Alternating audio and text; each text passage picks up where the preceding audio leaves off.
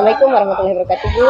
Waalaikumsalam warahmatullahi wabarakatuh. Apa kabarnya hari ini? Alhamdulillah baik. Ibu bagaimana kabarnya? Alhamdulillah baik juga. Kemarin di minggu yang lalu ya, Bu ya, saya sudah ada menceritakan kepada Ibu bahwa di pendidikan guru penggerak ini kami mendapatkan tugas gitu untuk melakukan atau mempraktekkan supervisi akademik dengan rekan sejawat, dan Ibu bersedia untuk menjadi teman saya melakukan tugas ini, dan saya berterima kasih banyak, Bu, atas waktu yang telah diberikan kepada saya. Saya juga terima kasih sudah dipilih, diajak.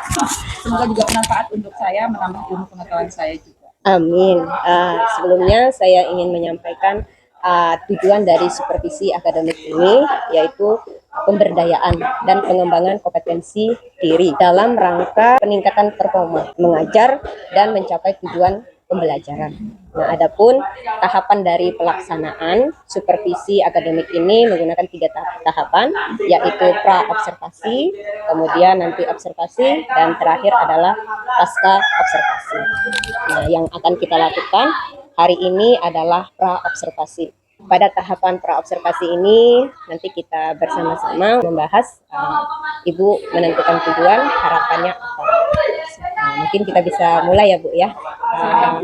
Jadi yang pertama yang mau saya tahu, harapan Ibu nanti pada saat akhir percakapan atau obrolan kita ini nanti maunya seperti apa? Yang saya harapkan, Bu, dari obrolan kita nanti, seperti yang saya ketahui dari diri saya sendiri, saya kan pengetahuan tentang perangkat pembelajaran yang terupdate sekarang ini kan masih sangat kurang ya, Bu. Nah, dengan adanya kegiatan supervisi ini dan ditambah juga ada pengetahuan dari Ibu yang sempat Ibu kemarin jelaskan, yang mungkin hanya sekilas-sekilas.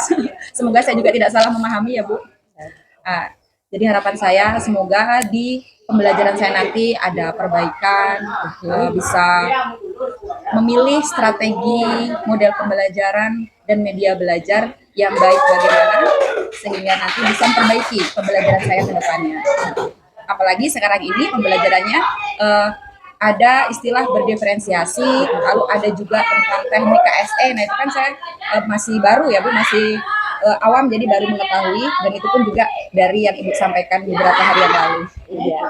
Oke, jadi nanti harapannya adalah Ibu bisa menambah wawasan atau mengembangkan di bagian bagaimana memilih strategi, media, metode gitu ya, sesuai dengan pembelajaran berdiferensiasi, dan kemudian bagaimana mengimplementasikan di dalam EPP tentang KSE gitu ya, kompetensi sosial dan emosional. Oke, baik. Pada mata pelajaran apa? Ya, kebetulan yang saya ampuh adalah pelajaran matematika, Ibu. Pada materi apa materinya di pertemuan ini adalah tentang bruto, neto, dan tara.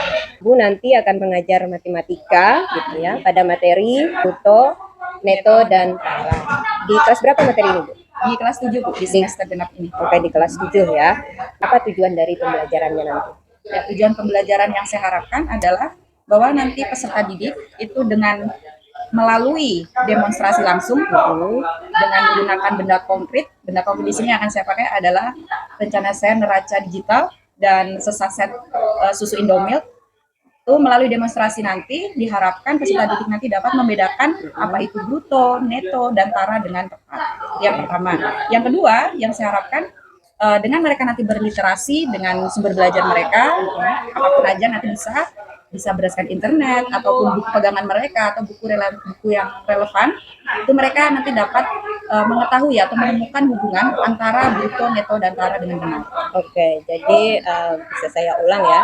Jadi tujuannya itu ada 2 macam gitu ya. Yang pertama tadi melalui demonstrasi kontekstual. Jadi siswa ini bisa membedakan mana itu bruto, neto, dan tara. Nah, kemudian yang kedua itu adalah literasi gitu ya. Jadi literasi anak dari berbagai sumber gitu ya. Jadi mereka bisa ya menemukan hubungan antara bruto, neto, dan tara. Baik, berdasarkan dari tujuan yang pembelajarannya ini gitu. Fokus ibunya di mana dari perkembangan yang mau dilihat oleh ibu dari tujuan ini?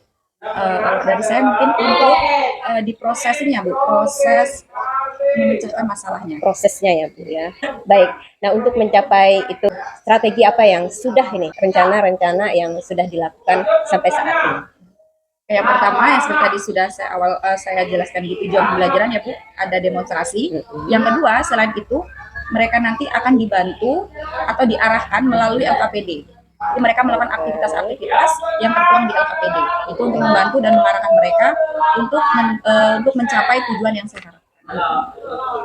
Oh baik, ada dua rencana ya yang sudah direncanakan. Nah dari rencana yang sudah disusun oleh Ibu ini, mungkin bisa kita lihat dari skala ya Bu ya, skala 1 sampai 10 gitu.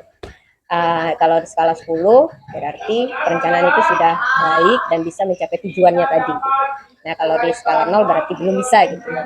Nah menurut Ibu ini, posisi perencanaan itu di mana?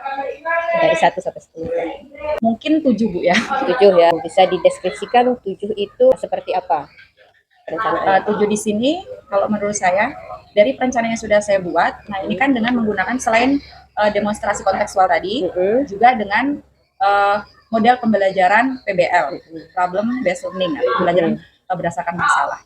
Nah di sini masalah yang saya sajikan adalah masalah kontekstual yang sebenarnya bukan hal yang asing lagi untuk mereka. Jadi mungkin dari strategi saya ini yang saya harapkan karena mereka langsung berhadapan langsung dengan benda konkret, dengan masalah-masalah kontekstual. Jadi tujuan saya karena hal tersebut sudah hal yang bisa dilihat, dirasakan.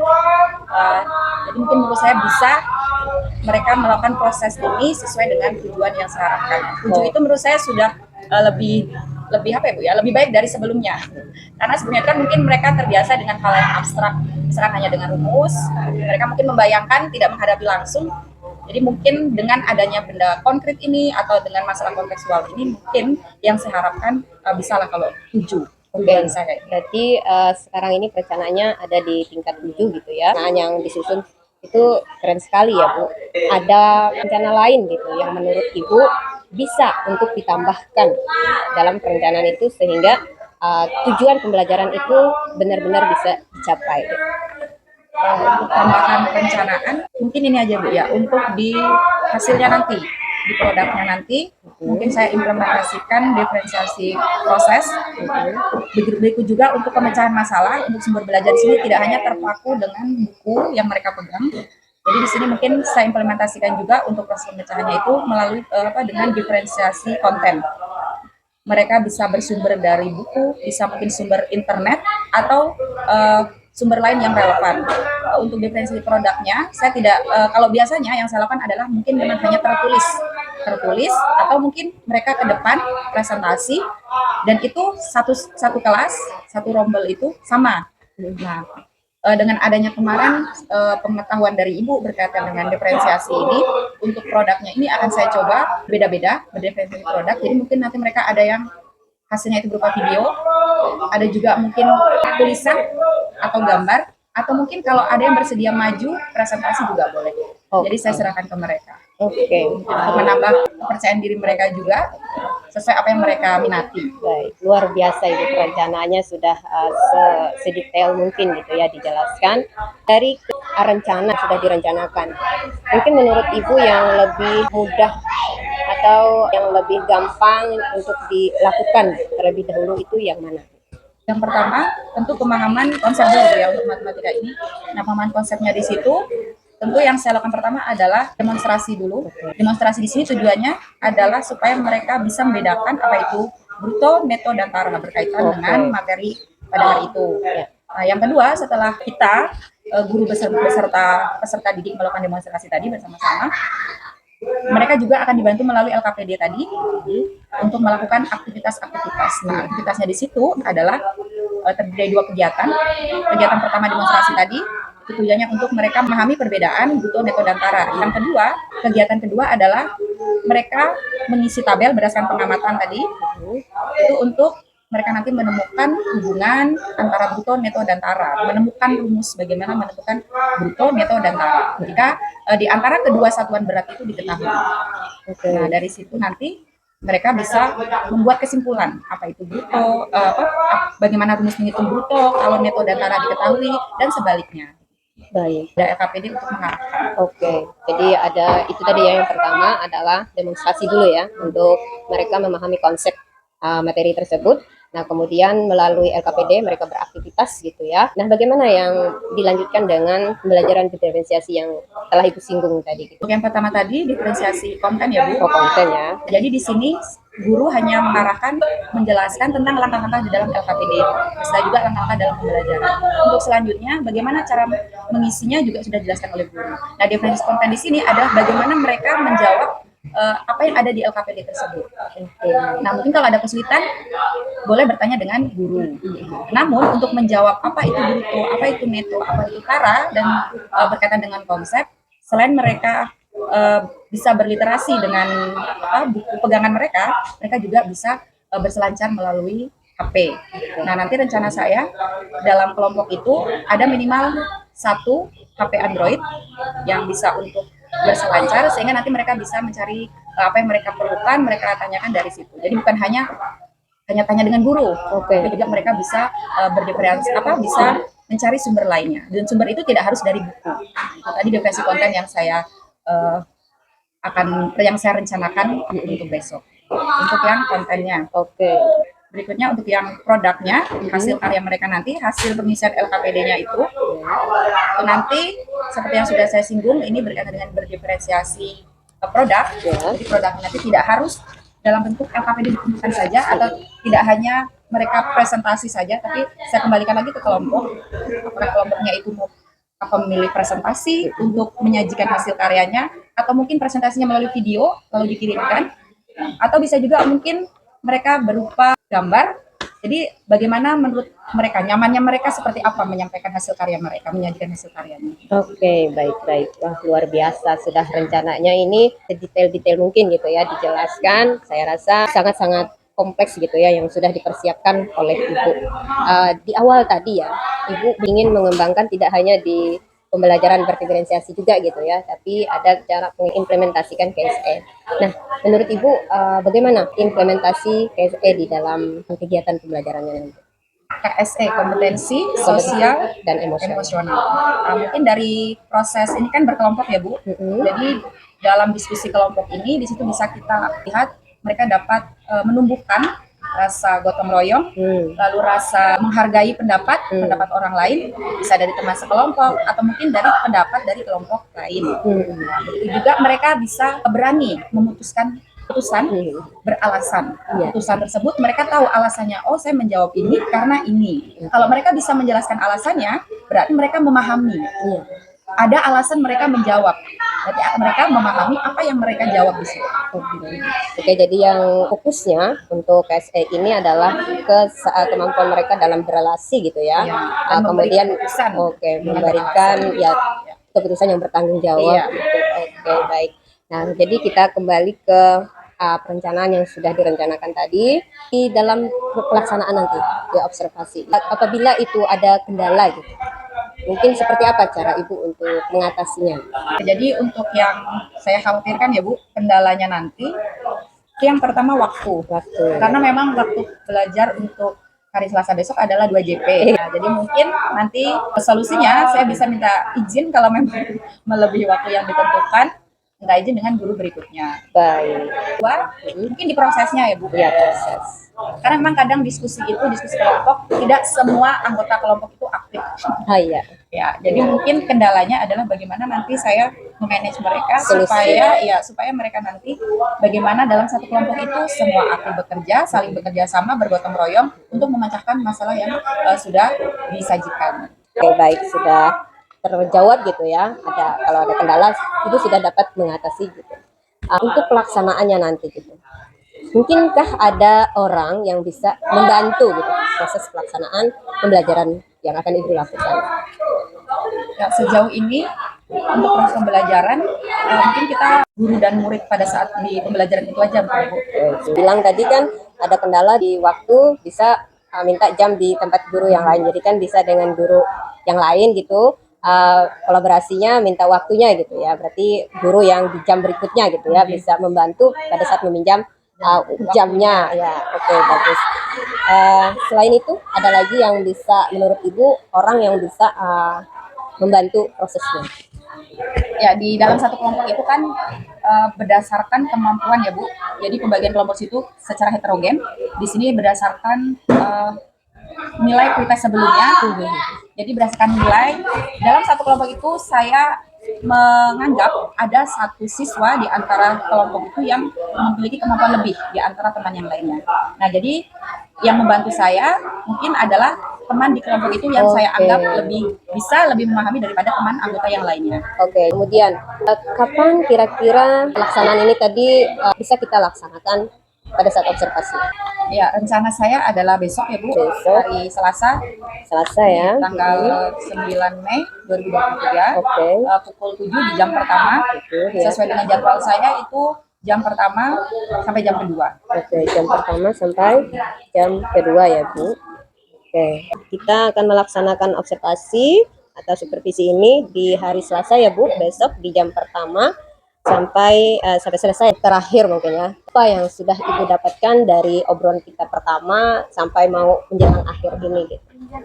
Jadi yang pertama, yang awalnya untuk perangkat pembelajaran, untuk isi perangkat pembelajaran di sini,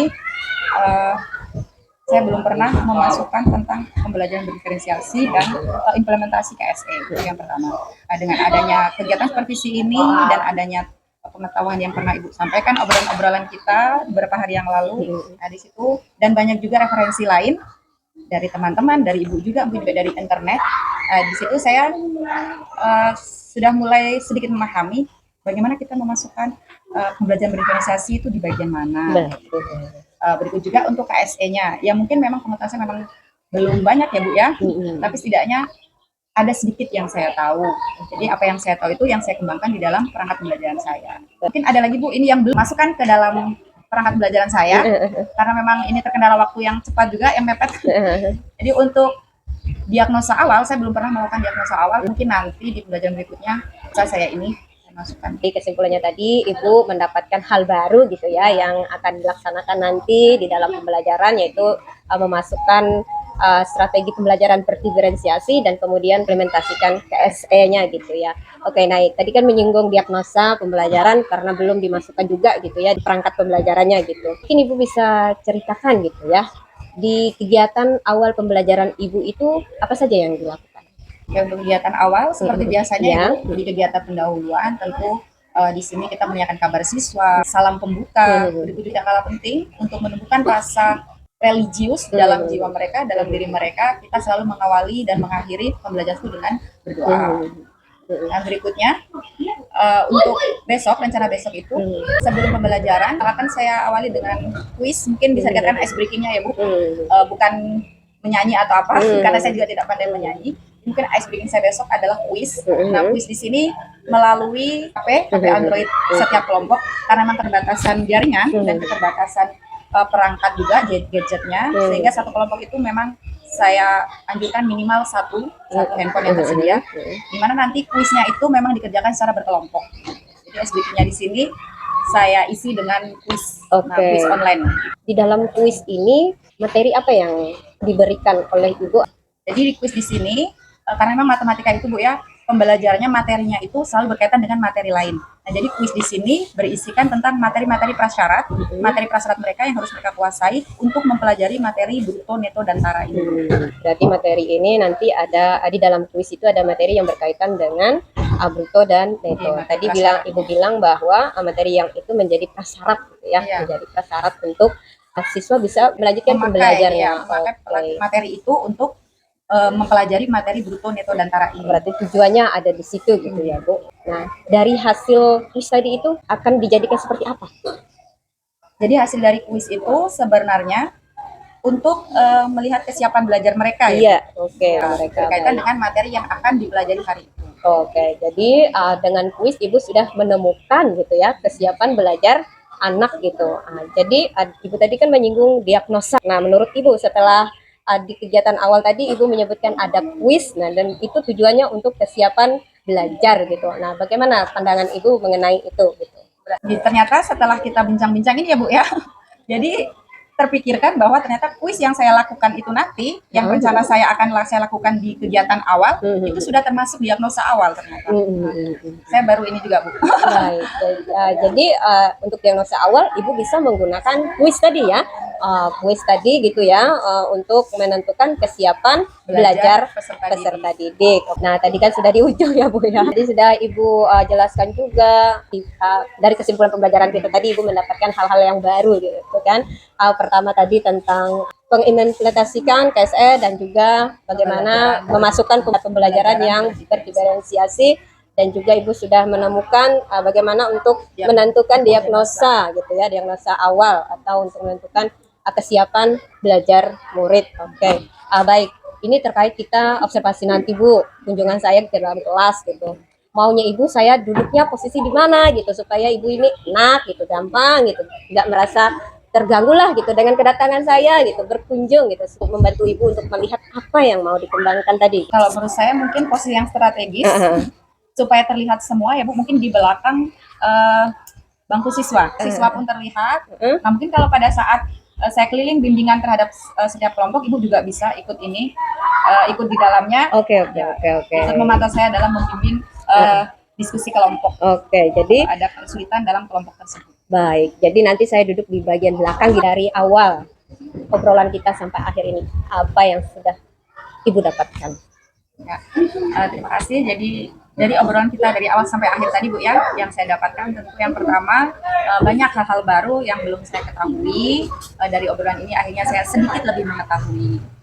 Misalkan yang pertama tadi tentang implementasi pembelajaran berdiferensiasi, lalu implementasi bagaimana mengimplementasikan teknik KSE dalam pembelajaran.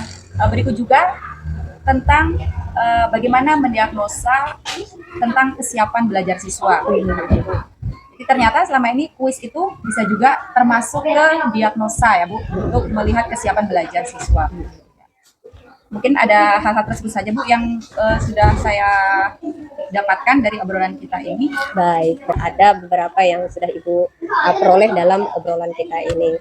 Ada lagi kah Bu yang bisa kita obrolkan untuk besok ini supaya lancar gitu? Ya untuk besok mungkin lebih ini Bu ya, waktu mulainya. Berikutnya juga untuk alat-alat yang mendukung mungkin ya. Nah perlu persiapkan LCD. Untuk salon tidak perlu Bu karena tidak ada memutar video. Jadi mungkin itu saja untuk persiapannya. Oke, dalam mengenai persiapan ini siapa yang bisa membantu itu? Mungkin nanti saya bisa minta tolong siswa ya. Ada lagi ke Bu yang mau kita obrolkan lagi ini? Mungkin sudah cukup Bu. Sudah cukup ya. Oke, berarti nanti kita akan ketemu di hari besok untuk observasinya besok pada jam 7 sampai selesai gitu ya Bu ya. Oke, terima kasih Ibu atas waktunya. Semoga besok ini berjalan dengan lancar dan sesuai dengan harapan kita bersama gitu ya. Terima kasih banyak atas waktunya. Selamat pagi dan wassalamualaikum warahmatullahi wabarakatuh. Ya, terima kasih juga Bu. Wassalamualaikum warahmatullahi wabarakatuh. Iya, terima kasih Ibu.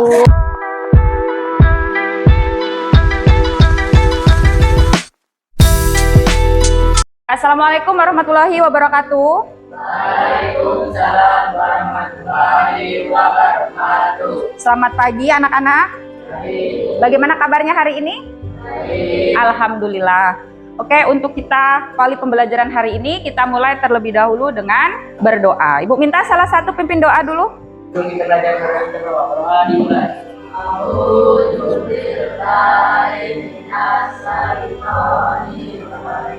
Selanjutnya kita cek kehadiran dulu. Husnul hadir, Amal. Untuk selanjutnya sebelum kita memasuki pembelajaran kita hari ini, kita terlebih dahulu akan kuis. Silahkan keluarkan HP kalian. Linknya sudah Ibu share tadi di grup. Silahkan mulai dibuka. Kelompok Husnul sudah 2 soal terjawab benar.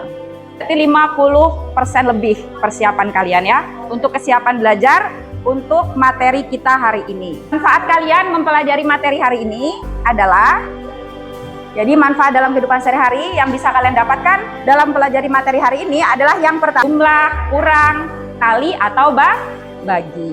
Ya, ini materi prasyarat kita hari ini. Tujuan pembelajaran kita adalah yang pertama, melalui demonstrasi. Selanjutnya, langkah-langkah pembelajaran kita. Jadi nanti Ibu akan bagikan LKPD, lalu berikutnya kalian nanti berdiskusi dalam kelompok. Nah, kalian memecahkan masalah yang di LKPD itu tadi, melalui buku yang kalian bawa. Semua sudah ditulis? Oke, kita lihat dulu. Ibu mau perwakilan satu kelompok maju. Kita lihat berapa berat yang ada di dalam kemasannya yang tertulis. Berat besi 37 gram. Oke, silakan duduk. Nanti sampaikan ke kelompoknya. Apa ini tulisannya? Ini berapa setelah ditimbang? Oke, sudah ya. Sama-sama melihat setelah ditimbang. Ada masalah yang kalian temukan dari demonstrasi kita tadi? Ada yang bisa menanggapi? Yang ditimbang itu itu cuma itu yang ditimbang itu sama Oh gitu katanya tadi. Kata Husnul, kelompok Husnul menjawab, saat belum ditimbang tadi yang tertulis itu 37 itu adalah isinya. Terus? Iya. Kira-kira benar nggak ya?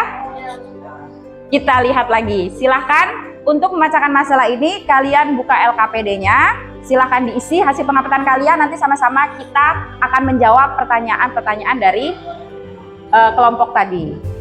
Berat yang mana yang dikurang? Kan gitu logikanya. Iya betul.